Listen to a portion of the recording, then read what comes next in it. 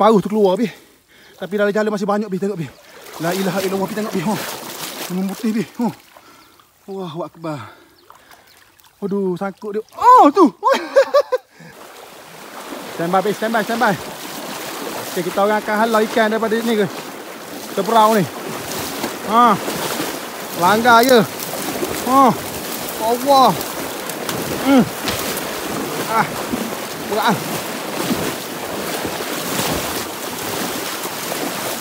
Kat Kuala bi. Dekat Kuala bi. Standby. Allah Akbar, terperau ni.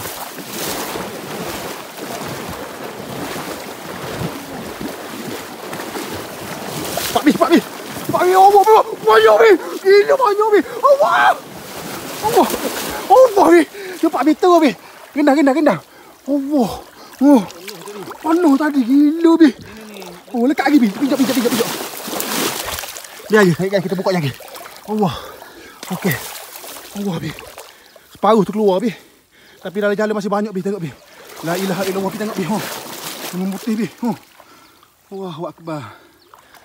Aduh, sangkut dia. Oh tu. Seekor dah terkeluar. Lompat dah.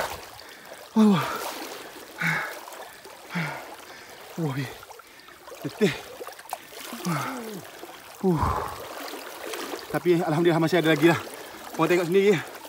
La ilaha illallah Muhammad Rasulullah. Banyak ya Allah. Alhamdulillah rezeki ya Allah. Allah. Banyak Allah.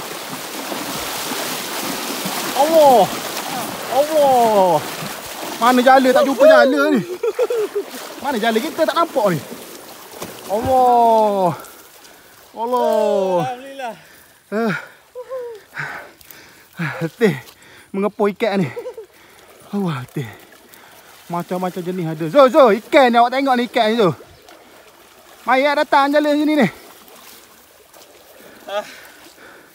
Tu apa dia? Ini yang kita tunggu ni. Wah, dia. Dia menyorok dalam tu geng. Tu berau tu. Tebu sungai. Separuh pergi masuk tadi. Separuh keluar kau tengok tadi. Tak kat pasir tu. Iya. Separuh keluar dia kau tengok. Allahu akbar. Sangkut tadi tak? Sangkut. Buka tu, terperau, tergantung. Satu sangkut di terperau lagi.